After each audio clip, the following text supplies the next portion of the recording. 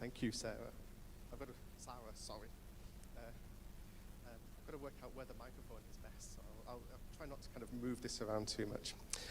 Thank you for inviting me to give this presentation. So I'm a geneticist from the University of Leeds, and I work in the research setting, so I work for a university. I don't work for the NHS. So what I'm really interested in what variants are found in individuals with, in particular, rare disease, and how we try and understand them and make sure that those variants that we identify are actually useful and are meaningful in terms of a diagnosis and, kind of future management of that patient. So I'm really going to give a very brief overview in genetics. I can talk all day about genetics, but I'll try and keep it to 20 minutes. But obviously, if there's any questions or anything, I'm around all weekend. I'm actually talking about an hour and a half as well with Lydia, so you can ask the question then if you think of one in the meantime. So I'm just going to give a really quick intro into what is genetics and about the genome, some fun facts, and then kind of how that might impact, a diagnosis and how we find variants, or how we try and find variants in a genome, and how we try and understand them as well. So our bodies are full of cells. We actually have about 10 trillion cells that make up a human body on average. And obviously we have lots of different types of cells. I kind of always equate this to like the Earth. We have billions of people in the Earth, and we have electricians, we have plumbers, we have doctors, we have nurses, and we need that whole mixture of people to make everything work. And our body is exactly the same. We have brain cells, we have blood cells, we have liver cells. But each of those has the same kind of structure. They have a cell membrane, they have all the different compartments, mitochondria. And in the middle, they have a nucleus. And in that nucleus is where we find the DNA. So, every cell has this. The DNA on the whole in every cell is the same. So your DNA in a brain cell is the same as the DNA in your blood cell. So obviously when we're thinking about doing genetic testing and things like that, even if you have a brain condition, we obviously take DNA from blood because it's much easier to get blood than it is to get a sample from brain or anything like that. So if you take the DNA out of that nucleus and you get them all to line up neatly, which never happens, this picture is not reality whatsoever. This is, but it's nice and colourful and paints a picture. We have 22 chromosomes. So everyone has the same kind of 22 chromosomes, and then we have what we call a sex chromosome. So in females, we have 2 X's, and in males, we have an X and a Y. And that just essentially defines whether we're male and female. And if you unravel each of those chromosomes, they unravel very much kind of like a ball of string. So our chromosomes are literally just wound up bits of DNA, all wound together.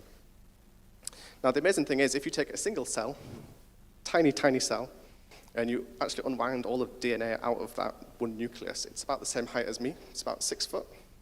Okay, so it's really wound tight in the middle into that nucleus. And if you think we have 10 trillion cells in our body, and every cell in the body has a DNA in it, then in theory, that's 10 billion miles of DNA in just one human being. Okay, it's all shriveled up and all packed in tightly like that wool. And so just to put that into context, that's kind of to the sun and back about 61 times. So that's how much DNA we have inside us. All of it's, the same DNA essentially, but just to kind of get your head around how much DNA is actually packed into those nuclei, they're really kind of crammed in. So what's on the DNA? Well, there's genes on the DNA essentially, okay, and each one of these genes has its particular place. Again, like us, we have our homes, we have our home addresses, and a gene is exactly the same. It has its place. So, the hemoglobin gene in me is in the same place as the hemoglobin gene in everyone else's genome. So the human genome was sequenced in 2002, I think, finally. So we essentially managed to map where every gene is, and so we understand that much better now. And each of these genes encodes a protein that has a particular job. Okay, so again, if we use hemoglobin as an example, its job is to find oxygen and carry it around the body. And all the other genes all have a very particular role, and they do their job as long as they're kind of fit and healthy. Now, Genes, we have the reference human genome, a control genome, but actually our genomes are absolutely covered in variants, in variations. Okay, so everyone, we're all different, we all look different, and that's because there are variants in our genome that alter how these genes work, or it might be something like eye color. Some people have blue eyes, green eyes, and this is all driven by genetic variation. And some of these genetic variants have no effect whatsoever on those genes. They can just be neutral, they just happen. They can be positive. So if you think about evolution, changes happen because a positive effect of a genetic variant has made them stronger. Obviously, they can be negative as well, so that the protein isn't able to do what it's supposed to be doing.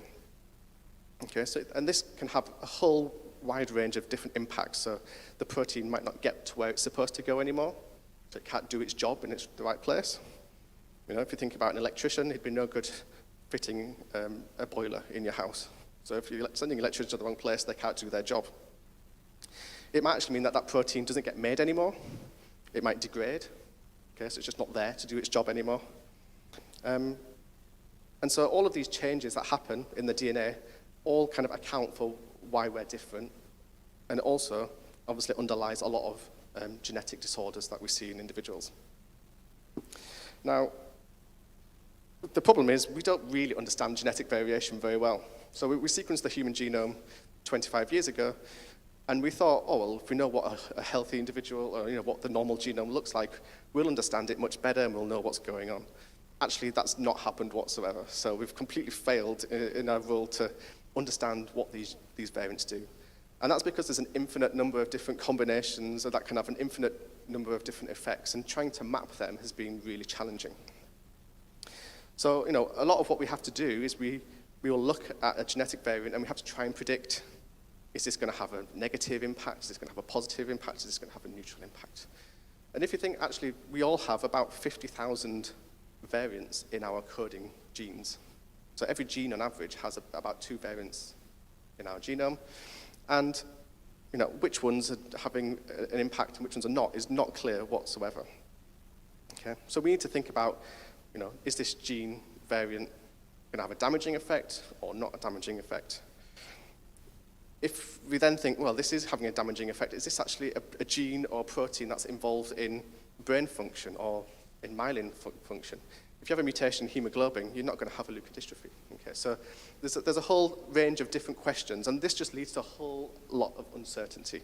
And so if you go for genetic testing with the NHS, which we have obviously the whole genome service now as well in the UK, a lot of people will get a kind of a negative report back, or what we call a variant of unknown significance. And all that means is that the geneticists in the NHS cannot assign whether this is actually having an effect or not. Doesn't mean that it's not causing disease, doesn't mean that it's a neutral effect, it's just we don't have enough information.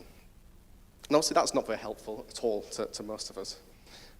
So many people have a variant of unknown significance, and obviously the NHS has very strict criteria, and on the board you can see on the right-hand side there, they have to tick a lot of boxes in order just to be able to report back to a patient that this is a pathogenic variant, so one that is causing disease, or one that is even likely causing disease. And if we can't meet those criteria, or enough of those criteria, then it just gets left in the middle of as a kind of unknown. And in terms of the genetic testing, that's where the line stops. Report goes back, and that's it. And so my interest from a researcher is to try and take those variants and understand them better to see if we can upgrade them and say, actually, is it causing disease, or is it not causing disease? Because ultimately that's going to help kind of future planning. Now, a lot of the issues that we have is that we don't really know what we're looking for in the first place. And there are lots of different types of genetic variation, and the most common one is we change one of those letters to a different letter. Okay? And that's what we call a single nucleotide variant. And by far and away, that's the most common type of variation we see. But actually, there are loads more different types of variations. So you can delete some of those letters, we can insert bits of those letters into the wrong place. We can insert some and delete some other ones. So actually, it's not just a straightforward, if we change this to this, what happens? But actually, if we zoom out a little bit more and look at those chromosomes from a kind of a further away, it's not just kind of changing one actual letter, but we can actually delete big chunks of those letters. Okay, so we can if I can use the pointer, actually, it might be easier. Or is it a pointer? Anyway, so you can see at the bottom there, we can see that the green box has been deleted, and essentially what that's saying is there could be 10 or 20 or hundreds of DNA bases that have just been deleted from the genome. Or we can actually insert new ones in there.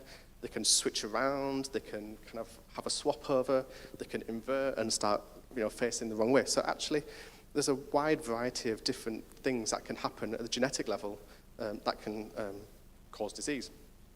And actually, there's not a one test kind of way that we can look at all of these different types of variation. So again, in the NHS and the whole genome sequencing, they only really look at single nucleotide changes, so that first top left one, and a few of the other ones on the top row. Nothing kind of in the middle and the bottom row actually gets looked at all, because we just don't really have the technology and the expertise and the data to really look at that from an NHS perspective. So again, from a researcher perspective, what we like to do is take the data that they've generated and actually run all of the different types of analyses that can pick up these types of variants to see if we can actually spot things that are actually there in the data, in the genomes, but haven't been looked at yet from an NHS perspective. So as I said, UK is far ahead of many countries.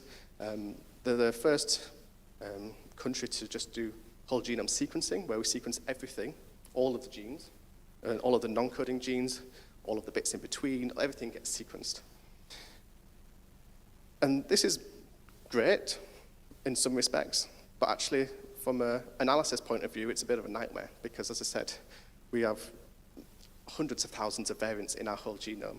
And how do you tell one variant from another? It's like a needle in a haystack.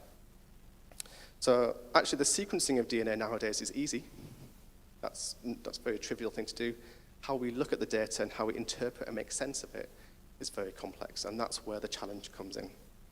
And as I said, if we have a long list of variants that come back from genetic testing, the challenge really is trying to spot that one, because it usually is just one that is actually contributing to the symptoms that we're seeing in people. Now, although having a genetic variant helps in terms of a diagnosis, it's not actually crucial for genetic counseling and kind of risk estimation. And that's because, there are various modes of inheritance, depending on whether you can just have a variant on one allele. So as you know, we all have two chromosomes, one from mum, one from dad. And in some individuals, you only have to have the mutation from one of your parents to have disease. Sometimes you have to have the mutation inherited from both parents to have disease. And that's called, these are different modes of inheritance. And we can just essentially draw family trees.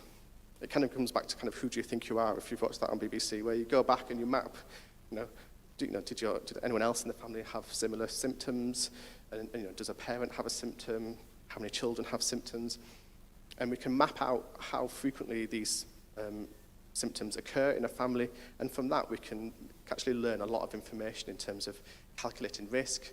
So if you're if you want to have another child, is it that they have a 25% chance of having the disease? Is it a 50% chance? And obviously that's very important for family planning and thinking ahead. We could do the same for X-linked conditions as well. Obviously, many leukodystrophies are X-linked conditions. And so, we don't necessarily have to know what the genetic mutation is, and we can still do a lot of work in terms of estimating risk and future planning without actually having a genetic diagnosis. So obviously, many people come across genetic counselors, and they really are the conduit between families, understanding, calculating this risk, but also working with the professionals as well, the consultants, the neurologists, and trying to gather as much information as possible together in order to try and help make that diagnosis and to make sure that all of that information is coming together. And obviously, it's not just a neurologist that's seen, there's a whole team of specialists that are involved in this. And so having somebody who can sit down and try and gather all of that information, which should be simple, having an NHS, but it turns out, if you see one specialist in one area and another specialist in a different area, they don't seem to communicate very well with each other. So having someone who tries to gather all of that information really is crucial. And then obviously that's working then with the lab scientists and the geneticists to try and make sense of that. And obviously that information can be used for kind of informing future risk in pregnancy. And so actually in our, at the University of Leeds, all of our medical undergraduates who are training to do medicine, we try and teach them genetics because we think it's important that they learn genetics. Obviously it's a huge impact in terms of medicine, especially in the last 10 years with the Genomic Medicine Service. And so we know we're training them how to take these accurate family trees, how to try and interpret, genetic testing results. Because, what we worry about is the specialists are very good at neurology, but we also need to be specialists in genetics as well. And it's not just being a specialist in one thing isn't going to be kind of help in all situations. And so we give them all sorts of training and make them calculate risks and things like this as part of that training. So disease history and prognosis might be better understood by knowing what the underlying genetic cause is. So by that I'm saying that we have, we know what variant is actually causing the disease. And obviously that can help with carrier testing and things like this. So, we can screen other members of the family to see if they have that variant or not.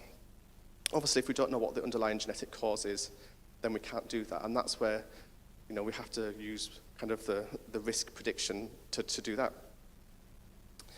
It also helps us to understand prognosis. If we know that there are other families around the world that have a mutation in the same gene, we can see how those individuals have progressed and how their disease changes over time. And that helps us to kind of give some information back and say, this is how your disease might change over time. Obviously, without having that genetic diagnosis, it's very difficult to say what type of leukodystrophy you have and then going forward, how that's going to impact. Obviously, research is getting really exciting now. There are new therapies, new clinical trials being developed, but a lot of these will require us to know what genetic variant that you have so that we know which gene to target in order to do this. So without a genetic diagnosis, it's actually very difficult to get some of the new gene therapies. But as soon as we know what gene variant you have, then obviously we can then tailor people to get the right medicine for the right gene, for the right condition. But also it doesn't always kind of modify the clinical management of disease. Your neurologist will still probably kind of advise the same things, even if they identify what the genetic variant is, unless we have a strong indication that introducing an amino acid or something specific into your diet or something like that will have an impact. So I'll stop there. So in summary, your genome is long, it's really complex, and it's really difficult to work out what on earth is going on in there. But we are sequencing more individuals, we are getting better at it, and over time, that's only going to get better. Artificial intelligence is getting good at it now as well. So there's lots of new things that are coming onto the market that help us understand these things. And even though you have a genetic test and we do whole genome sequencing, it doesn't necessarily mean you're going to get an actual answer from that in the first instance. But obviously we can still do genetic counseling. There's still lots of information we can give even without knowing what the genetic cause is. And as I say, it might alter your clinical care if we know what the genetic variant is, but it doesn't always. So it's not the answer to everything, but it might help going forward. So thank you for listening. Happy to take any questions, and or if you don't want to ask any questions now, I'm around all weekend, so do come and find me. So thank you very much.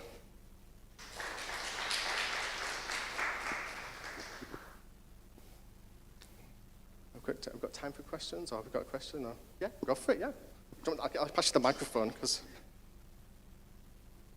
Hello, so I just would like to ask, so who to ask to advise on decoding our variant?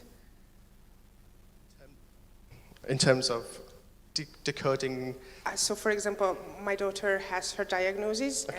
And we have what gene is responsible. So we have the paternal and maternal gene. Okay.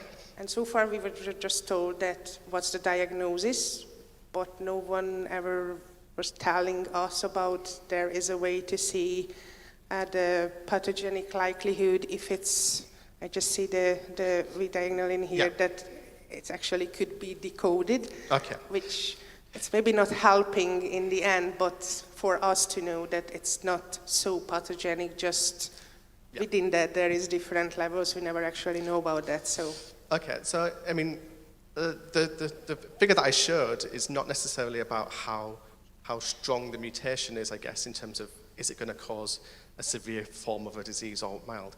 It's more about how confident we are that this is actually contributing to disease.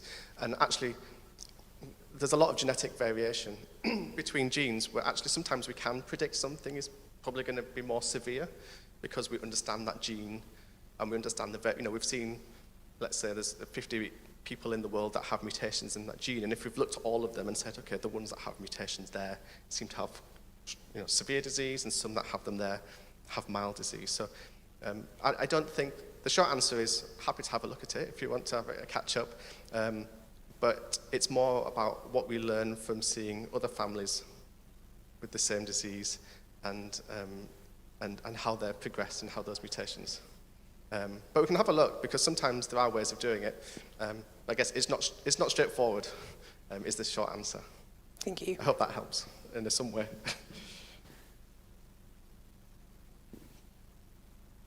Okay, thank you very much. Oh, you've got a question. Oh, I thought you were just trying to kick me off. I know, don't sound so surprised. So how long do you think it's going to be before